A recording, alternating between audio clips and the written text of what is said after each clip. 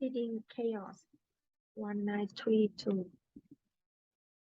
Tragedy transformed. It would be naively idealistic to claim that no matter what happens to him, a person in control of consciousness will be happy.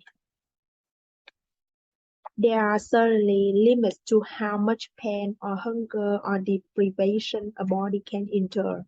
Yet, it is also true, as Dr. Franz Alexander has so well stated, the fact that the mind rules the body is, in spite of its neglect by biology and medicine, the most fundamental fact which we know about the process of life.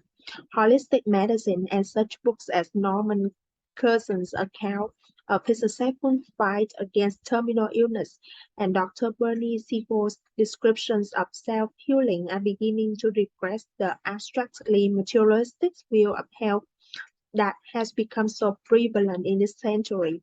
The relevant point to be made here is that a person who knows how to fight flow from life is able to enjoy even situations that seem to allow only despair. 1973. Riyad spoke at much greater length, and all his remarks were consistent with the unwavering purpose of his spiritual quest, like the dishevelled prophets who roamed the deserts in search of enlightenment 2,000 years ago. This traveler has distilled everyday life into a goal of hallucinatory clarity to control his consciousness in order to establish a connection between himself and God.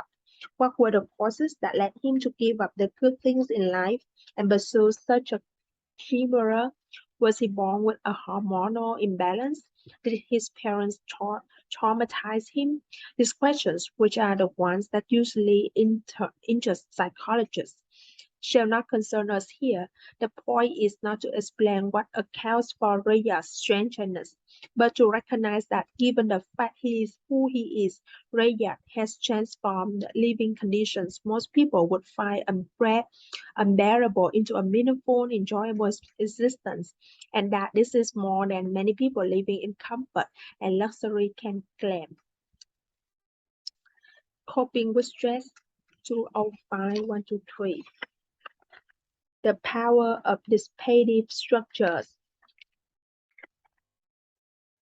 An open stance makes it possible for a person to be objective, to be aware of alternative possibilities, to feel a part of the surrounding world. This total involvement with the environment is well expressed by the rock climber Jon Charnock, describing one of his ascents on the fearsome elk captain in Yosemite. Each individual crystal in the granite stood out in bold relief. The varied shapes of the clouds never ceased to attract our attention. For the first time, we noticed tiny bugs that were all over the walls, so tiny that they were barely noticeable. I stared at one for 15 minutes, watching him move and admiring his brilliant red color.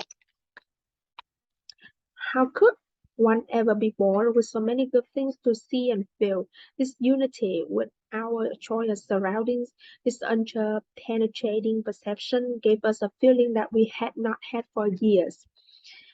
Achieving this unity with one's surroundings is not only an important component of enjoyable flow experiences, but is also a central mechanism by which adversity is conquered.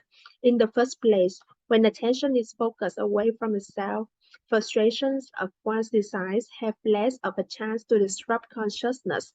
To experience psychic entropy, one must concentrate on the internal disorder, but by paying attention to what is happening around oneself instead, the destructive effects of stress are lessened. Second, the person whose attention is immersed in the environment becomes part of it. She participates in the system by linking herself to it through psychic energy. This in turn makes it possible for her to understand the properties of the system so that she can find a better way to adapt to a problematic situation.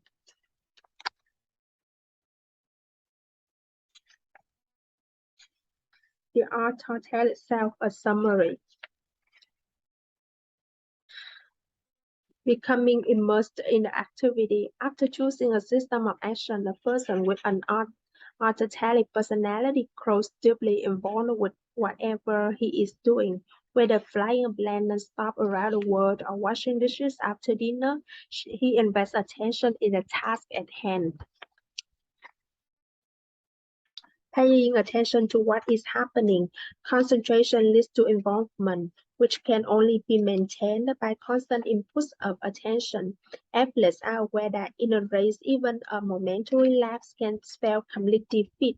A heavyweight champion may be knocked out if he does not see his opponent's uppercut coming. The basketball player will miss the net if he allows himself to be distracted by the roaring of the crowd. The same pitfalls threaten anyone who participates in a combat system. To stay in it, he must keep investing psychic energy. The parent who does not listen closely to his child undermines the interaction. The lawyer whose attention lapses may forfeit the case, and the surgeon whose mind wanders may lose the patient. Okay, that's it.